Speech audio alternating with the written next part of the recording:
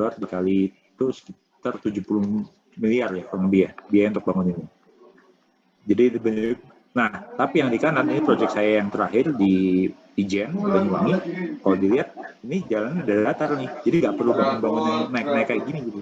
Jadi memang proyeknya sudah datar. Nah implikasinya bagaimana? Tentunya implikasinya adalah semakin berat topografinya, semakin besar biaya infrastrukturnya, dan nanti berhubungannya dengan ekonomik dari proyeknya. Karena kan total kapitalnya kan jadi besar gitu, karena belum ngebor, belum bangun power plant, bangun jalan aja udah mahal banget. Nah itu yang kadang-kadang bikin satu proyek itu nggak bisa maju.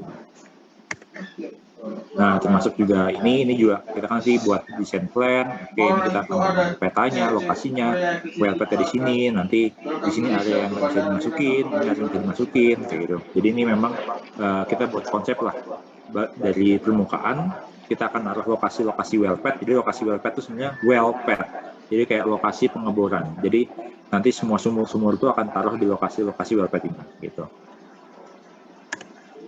Nah, termasuk dengan strategi. Jadi dalam pengeborannya sendiri itu kalau kita bagi secara sederhana, mungkin bisa saya sampaikan, ada pengeboran slim hole gitu kan. Jadi namanya juga slim hole. Jadi pasti lubangnya kecil, ukurannya kayak 2,38 inch hingga 3 inci. Atau di sini ada yang disebut sebagai big hole, di mana atau kalau ini standar hole sih, karena ini ukurannya di sini 7 inci. Nah, kalau kita tanya, apakah slim hole ini bisa mengalirkan fluidanya? Jawabannya hampir enggak, sangat sulit. Karena kenapa? Kalau kita punya prinsip termodinamika kan, kalau dia lubangnya kecil banget, delta pressure-nya kan jadi kecil. Kenapa? Karena steam friksinya ketika si fluid naik itu kan cukup besar dia di sini. Beda dengan kalau dia punya punya ukuran dimensi lubang lebih besar, delta pressure-nya bisa lebih besar, di mana di sini steam friksinya lebih kecil dibandingin sumur-sumur yang lebih besar. Jadi memang kalau sumur-sumur geothermal untuk sumur produksi itu biasanya kita menggunakan desain standar hole atau big hole. Nah, tapi ketika kita mau menginvestasi, apakah kita mau investasi langsung dengan biaya 5 hingga 8 juta dolar, ataukah kita mau mulai dengan biaya sekitar 2 hingga 3 juta dolar? Ini tentunya tergantung dengan risiko. Pertanyaan pertama dari eksplorasi geothermal kan adalah, apakah ada temperatur geothermalnya? Namanya juga geothermal, geo bumi, thermal panas. Apakah ada temperaturnya? Nah, biaya paling murah untuk tahu biaya temperaturnya adalah dengan pengeboran slim hole. Jadi kalau lapangannya prospek yang nggak terlalu bagus, mungkin kalian bisa bilang, oke, saya mau pakai metode yang paling efisien, yang paling murah. Mungkin nggak efisien, yang paling murah dulu. Karena saya sebagai investor nggak berani untuk masuk keluar uang besar gitu. Oke, kita mulai slim hole. Kalau ternyata slim hole temperaturnya bagus nih, baru kemudian kita nyaman untuk pengeboran yang standar. Gitu. Tapi mungkin ada juga yang cara ini, lapangannya bagus kok, resiko rendah gitu. Kita lihat, oke, saya mau langsung ke big hole atau standard hole. Saya mau langsung keluar angka besar gitu. Karena menurut saya itu bisa lebih efisien nantinya. Tapi resikonya tentunya lebih tinggi karena kita langsung maju ke fase selanjutnya. Nah, assessment atau penilaian mengenai resiko tadi itu juga bagian dari seberapa pengalaman kita mengembangkan satu proyek. Ini adalah contoh-contoh gambar rignya. Jadi kalau sederhana aja, kalau rig slim hole itu rignya kecil banget lah nih, diangkut cuma pakai truk gini. Dan cuma satu kali ngangkut gitu, dan paling ada servisnya mungkin 2 kali loading. WLPT-nya juga cukup minimum. Kalau atau juga ada pakai drilling, pakai rig, slim hole rig pakai chopper, ini juga ada. Ini juga lebih kecil, ini biaya cukup mahal. Ini biasanya pengeboran kalau dia benar-benar di puncak gunung gitu. Cuma di geothermal jarang. Ada di Chili. Jadi kalau di Chile itu ada pegunungan Andes. Kalau pegunungan itu kan jauh banget ya, dari Lima atau mungkin dari Santiago, dari Chilinya. Jadi dan di Chile itu di atasnya itu di pegunungan Andes tuh nggak ada air karena benar-benar topografi tinggi. Jadi yang eksplorasi mereka pada menggunakan chopper ini. Nah, termasuk juga di sini saya kasih sedikit singkat.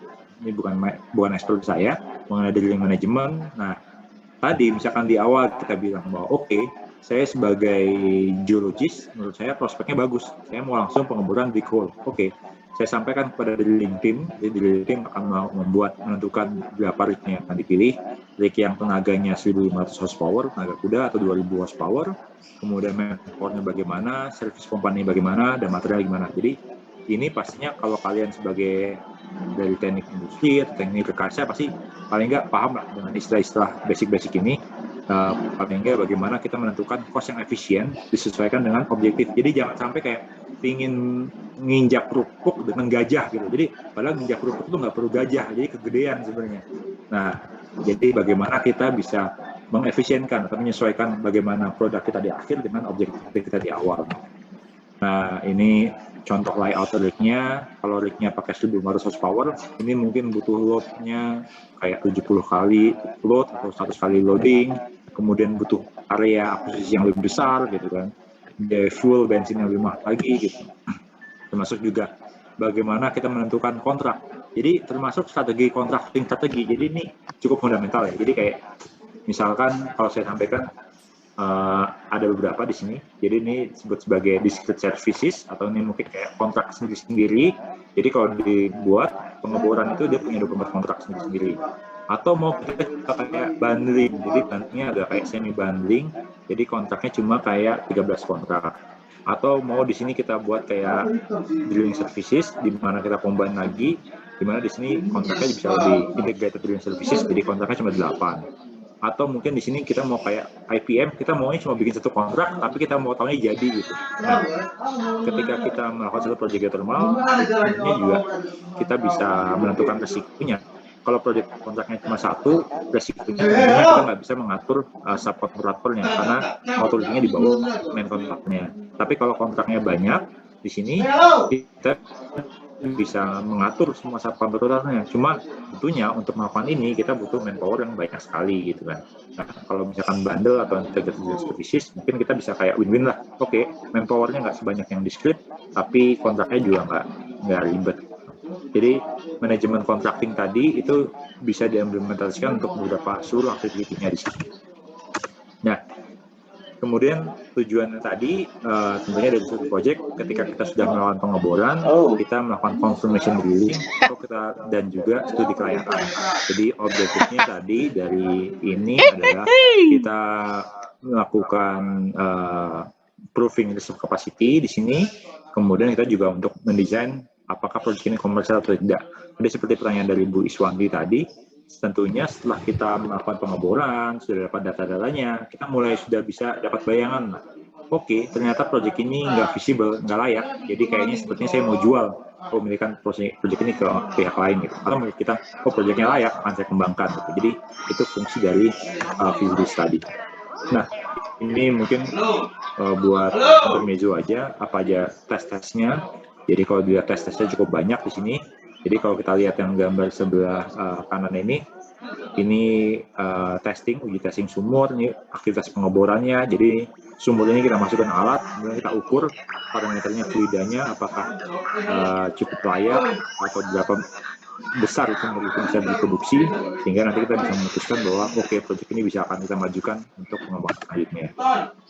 Nah, dan tentunya di sini untuk calculation atau perhitungan cadangan itu sudah agak modern untuk geothermal. Kita menggunakan numerical simulation, di mana kita buat kayak nggak bisa di termodinamika ya. Nggak bisa. Sederhananya itu kayak lamsam modeling itu loh. Jadi kayak kayak lam parameter model. Jadi misalkan kita punya recharge, kita punya discharge. Jadi kalau kalian punya sederhananya, mungkin kalian punya gelas lah. Gelasnya ada yang ngisi terus info kan, tapi ada yang nyedot terus. Nah, itu sebenarnya kayak kita berusaha menghitung kalkulasi secara numerikal apakah air di gelas ini akan habis dalam waktu kurang dari 30 tahun atau tetap bisa sustain gitu. Nah, tentunya dari data pengeboran tadi kita bisa membalance kan. Oh, ternyata yang masuk ini air kita tuh, gelas kita itu misalkan bisa diisi 5 liter per second. Oke, berarti kita bisa sedot 5 liter per second gitu. Dimana panasnya kan tetap ada di situ, cuma volume fluidanya kita berusaha balance gitu kan. Nah, jadi itu fungsi dari numerical simulation. Pasti nanti kalian diajarin sih dari termodinamika untuk lam parameter model itu. Nah, itu konsepnya sebenarnya kayak numerical simulation ini sendiri. Jadi metodenya udah nggak metode kayak berapa lebar dikali tebal, enggak gitu. Jadi benar-benar sudah kita run di numerical model. Jadi nanti dari numerical model kita bisa melihat model dinamiknya. Nah, ini contohnya nih, kalau dilihat di kanan nih, jadi kayak oke, ini project bisa produksi 60 MW, tapi lama-kelamaan dia akan decline karena tekanannya kan berubah, karena secara termodinamika ketika kita memproduksi fluida gitu kan, kita kembalikan lagi, tentunya reservoirnya kemungkinan akan mendingin perlahan-lahan karena sempat terjadi perubahan fluida yang sudah mengalami cooling di atas, kemudian kita injeksikan lagi ke bawah. Nah, tapi tentunya untuk mempertahankan kapasitas 60 MW tadi, kita lakukan pengemburan sumur make-up well, namanya make-up. Jadi perbaikan lah, jadi kayak bukan perbaikan, kayak ditambahin gitu, supaya kapasitasnya tertambah. Jadi kita bisa develop skenario, oke, apakah saya mau mengembangkan 60 MW tapi nggak saya make up, atau saya mau mengembangkan 60 MW tapi saya make up. Dan tentunya ini berhubungan dengan kontrak yang kita lakukan dengan PLN, karena pasti PLN akan mintanya satu angka aja gitu. Jadi untuk thermal saya bilang ketika dia melakukan perhitungan cadangan itu cukup sophisticated. Oke. Nah, tadi pertanyaan tadi Mas siapa Rifan tadi ya yang mengenai teknologi selection tadi. Nah, itu juga. Jadi kalau zaman sekarang kalau kita lihat di sini kita punya beberapa jenis teknologi lah. Ada yang modular unit. Ini mungkin kalau nanti ke Solid Merapi, jadi dia unitnya kecil-kecil, tapi dia bisa cepat di-deliver, cepat berproduksi. Atau ada kalau di Jawa mungkin kayak di Windu itu dia besar banget proyeknya gitu kan. Nah di sini tapi proses pembangunannya lama. Atau di sini kita menggunakan binary power plant tadi yang saya bilang menggunakan motif fluid, di mana ada heat exchanger-nya tadi untuk beberapa proyek misalkan temperaturnya marginal atau mungkin kita mau bikin itu lebih efisien. Nah tentunya pemilihan teknologi ini disesuaikan oleh dua key critical issue-nya. Yang pertama adalah jenis fluidanya, jadi karakter termodinamika dari fluida kita yang akan terproduksikan. Yang kedua adalah ekonomiknya. Kita kan pasti ingin cari yang kalau bisa dengan jumlah energi yang sama bisa memproduksikan listrik yang lebih besar kan. Nah itu kan hubungannya kan dengan efisiensi dari si power plant kan. Nah itu nanti ada assessment gitu. Jadi kalau kalian suka termodinamika, geothermal itu pasti menarik deh karena kalian bisa kayak punya bermain-main dengan angka bahwa oke, dengan entalpi segini saya lebih cocok pakai teknologi single flash connection unit. Oke, dengan entalpi segini ternyata lebih efisien saya menggunakan binary. Jadi kita bisa melihat bahwa dengan jumlah massa flow rate yang sama, temperatur yang sama, gitu kan, tekanan yang sama, tapi dengan teknologi yang berbeda-beda akan menghasilkan efisiensi yang berbeda-beda juga. Dan ini tadi kalau saya sampaikan mungkin ini dulu roadmap-nya Indonesia, kita mau punya 6.000, tapi sudah nggak valid lagi, sekarang masih di angka 2.200 sekian, saya lupa di hari ini, 2022. Ya, beberapa proyek terlambat karena COVID juga, tapi di sini kita lihat beberapa perkembangan dari teknologi teknologi selection-nya. Di sini kita ada yang disebut sebagai small scale, wellhead, dual flash. Jadi dual flash itu ibaratnya punya dua turbin, ada turbin satu, ada turbin dua. Jadi energinya diambil terus gitu. Atau binary cycle, atau dia di sini ada yang disebut sebagai enhanced thermal system. Oke, segala listnya ini ada, ini saya buatkan listnya, lisensi, ada peta, apa aja yang kita berikan biasanya, manifestation, kita punya data temperatur, pH, flow rate, sumur, ini kita punya data dari period, total depth-nya, berapa tekanannya, flow rate-nya, compression-nya, ketebalannya, kemudian geologi buat, geochemistry, geofisika, model konseptual, kemudian data testing tadi dari sumur juga kita buatnya. Permitting juga, itu juga ada banyak permittingnya, jadi itu memang harus kita awasi kayak tadi untuk environmental baseline, kita punya air quality, diawasi setiap tahunnya, dan juga ada ambang batasnya. Jadi kalau dibilang bahwa kita mengeluarkan emisi, misalkan dibilang seperti itu, tapi kan kita comply dengan peraturan berlaku kan, undang-undang. Jadi memang secara environmental database kita juga harus diawasi setiap tahunnya melalui PUPL dan juga melalui AMDAL juga. Dan secara komersial, tarifnya bagaimana, tadi project starter, mau partner apa enggak, financial, butuh insurance apa enggak, misalkan nanti ada gempa bumi, kemudian organisasinya bagaimana nih, apakah kita berpartner, apakah sendiri, berapa orang profesional technical staff-nya, support staff-nya, peer assist-nya berapa, peer review-nya, dan flow. Jadi, udah cukup. Terima kasih, itu semua presentasi dari saya. Kalau ada pertanyaan, saya persilahkan. Baik Pak, terima kasih atas presentasinya. Sepertinya sudah ada 2 pertanyaan yang belum dijawab Pak di kolom chat. Oke. Mungkin akan saya bantu bacakan Pak. Yang mana dulu? Mungkin pertanyaan tentang harga pokok produksi mungkin Pak. Oke. Pertanyaannya adalah harga pokok produksi energi geothermal saat ini, misalnya di Sarula, berapa rupiah per kilowatt hour, dan bagaimana harga ini dibandingkan dengan PLTA atau PLTU? Terima kasih, Pak. Oke. Nah ini yang bagus nih. Oke. Ini yang nanya siapa ya? Mbak Natasha. Boleh saya lihat nggak Mbak Natasha yang mana nih orangnya? Kalau ada suaranya nggak? Mungkin ada suaranya dulu deh. Halo, Mbak Natasha. Oke, Mbak Natasha, makasih banyak pertanyaannya nih. Sebelum menjawab pertanyaan ini, saya mau tanya dulu. Mbak Natasha tahu nggak harga listrik rumahnya berapa harganya sekarang per kWh? Jadi saya nanya dulu nih sebelum saya ditanya nih.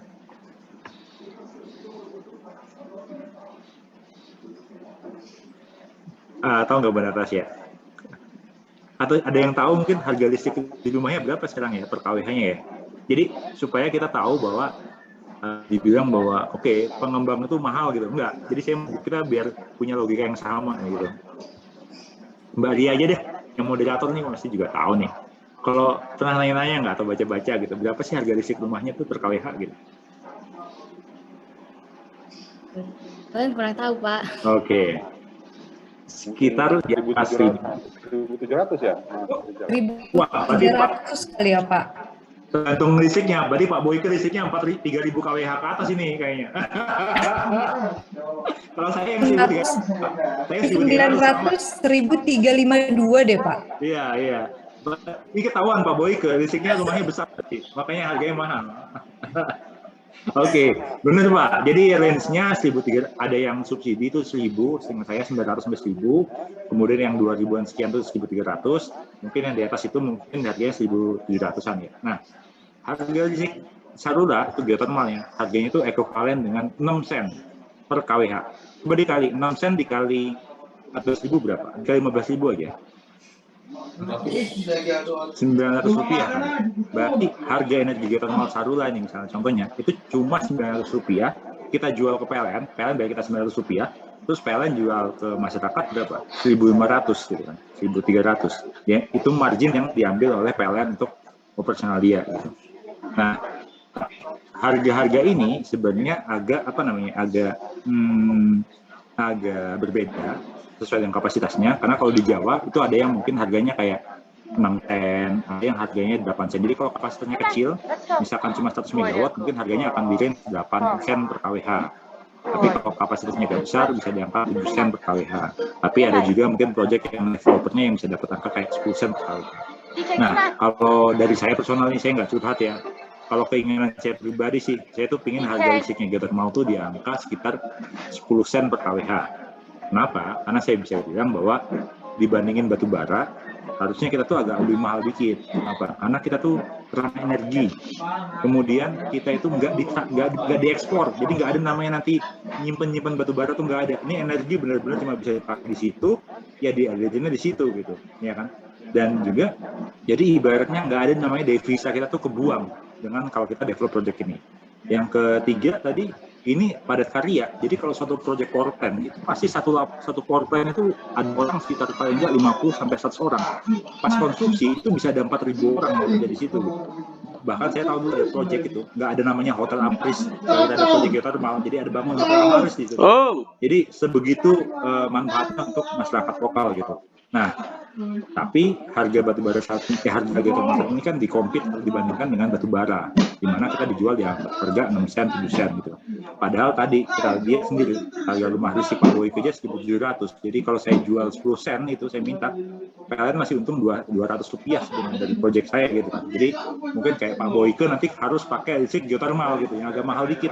Kita pinginnya gitu. Jadi kalau sudah ada smart grid, sudah bisa kayak sistemnya lebih bagus kayak luar negeri gitu, kita bisa milih. Jadi oke, untuk beberapa kalangan dia harus membayar listrik yang premium. Untuk yang di mungkin golongannya segini penghasilannya, dia menggunakan listrik yang seperti ini. Jadi dengan subsidi seperti itu, otomatis saya yakin sih harga geothermal jadi maju sih. Jadi harga di Sarula itu range-nya kalau geothermal biasanya 6 sampai 10 sih. 6 sampai 10 sen per kWh. Tinggal dikali 15.000 aja. Gitu Mbak Natasha ya. Makasih ya. Baik, terima kasih Pak. Ada pertanyaan lagi nih Pak. Oke, Mbak Monika ya, mengenai lubang pengeboran apakah akan mengaruhi stabilan tanah di sekitar lapangan geotermal. Oke, mungkin ini saya buat klarifikasi Mbak Monika.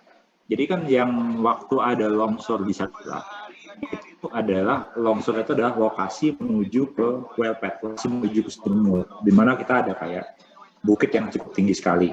Nah, waktu itu kan triggernya kan adalah ada gempa di Sumatera ya, kalau nggak salah waktu itu ya, saya lupa berapa skala Richter. Nah, itu yang akhirnya mengakibatkan terjadi longsor. Memang seharusnya di awal itu kan sudah dihitung sampai besar gempa. Tapi kan kita juga tahu bahwa kadang-kadang gempa itu sesuatu yang nggak bisa dikontrol. Dan ketika terjadi longsor gitu kan, sebenarnya kan ekspektasinya juga ini pasti akan terjadi produksi diberhentikan terlebih dahulu, diinvestasi terlebih dahulu gitu kan.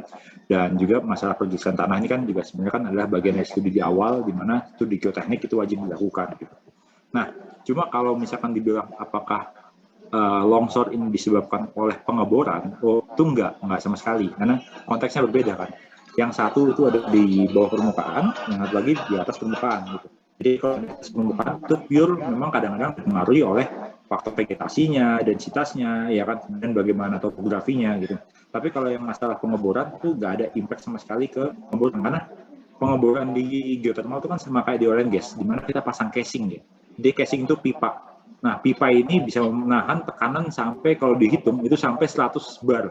100 bar itu kalau punya bayangan itu kurang lebih sekitar dikali bar ke PSI, oke, dikali 900 ya. Jadi Pak Boy dari bar ke PSI dikali berapa Pak? Saya lupa Pak. 100 bar berapa PSI Pak ya? Buat bayangan Pak.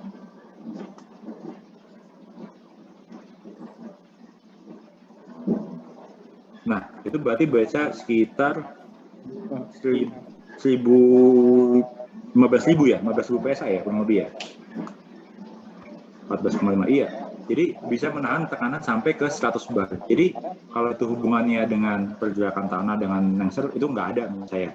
Nah, kalau kasus yang Lapindo, mohon maaf karena saya dari geothermal, saya nggak follow sama sekali yang oil and gas. Jadi mungkin nanti bisa ditanyakan ke yang lain. Cuma tadi analoginya gini, kalau yang geothermal itu kan pengeborannya kan di bawah permukaan ya, jadi nggak ada analogi dengan surface.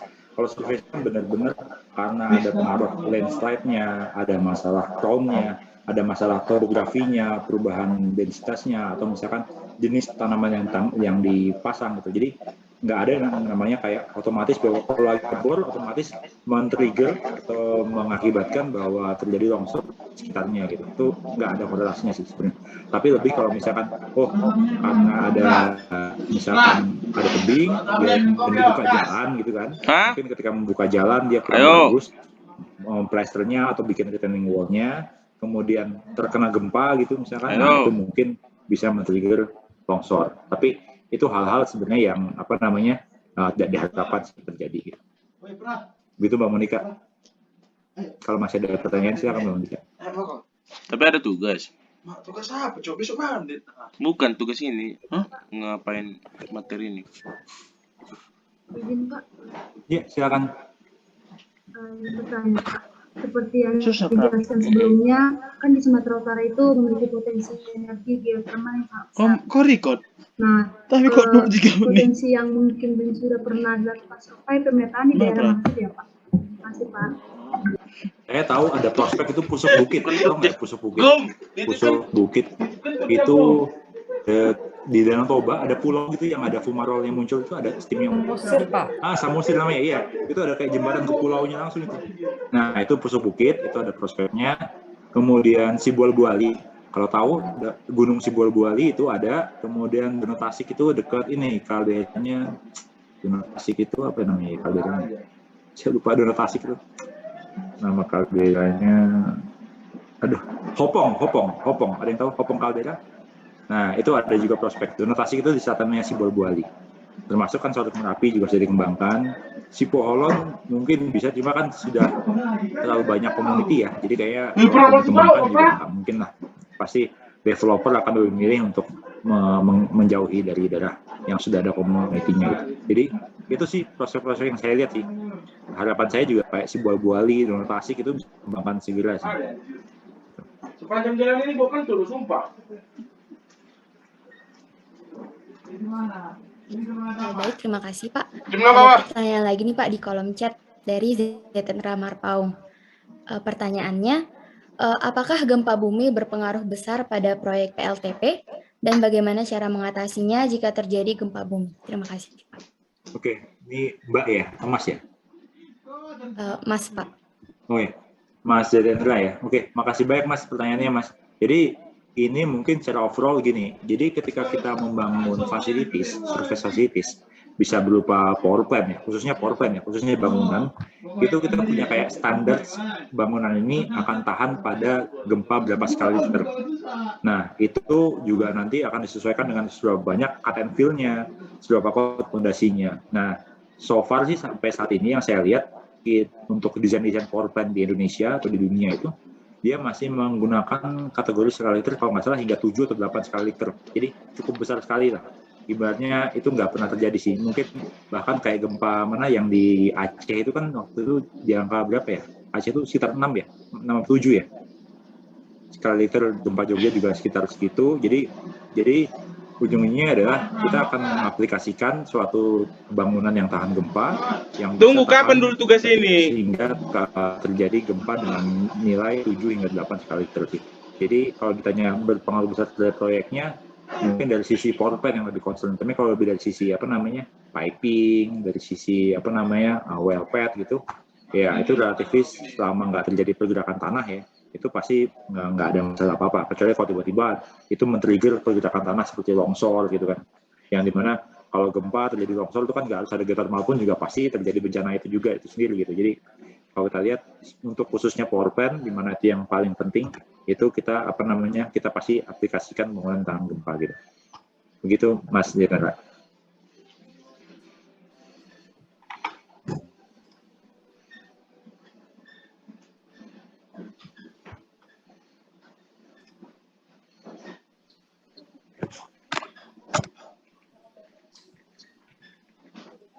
Ada lagi?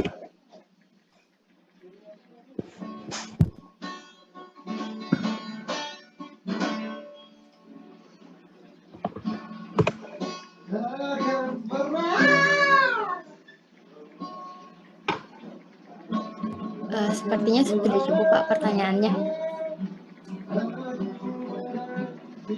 Baik, bagus-bagus banget ya pertanyaan dari rekan mahasiswa tadi. Saking bagusnya nih jadi bingung nih memilih siapa yang akan menjadi pemenangnya. Untuk pemenangnya boleh dong dari Bapak pembicara yang memilih 3 penanya terbaik. Saya masih. Iya Pak. Jadi saya tadi impress sama yang itu, yang menang buat si Mas Rikto ya. Mas Rikto ya, itu dia out of the box itu pertanyaannya. Kemudian yang dua silakan deh, mungkin Pak Boyko atau nanti saya pilih satu aja. Gak enak saya. Itu kemudian Konkem laku, Cok. Mbak Monica sama Mbak Natasha deh, oke. Baik Pak, terima kasih ya Pak. Baik, untuk 3 pemenang yang terpilih akan mendapatkan hadiah dan selanjutnya akan dihubungi oleh pihak panitia. Terima kasih kami ucapkan kepada seluruh penanya pada acara webinar hari ini. Untuk yang sudah bertanya, jangan berkecil hati karena masih banyak kesempatan untuk menang pada acara selanjutnya. Baik, selanjutnya kita memasuki sesi dokumentasi. Kepada seluruh partisipan yang terhormat diundang untuk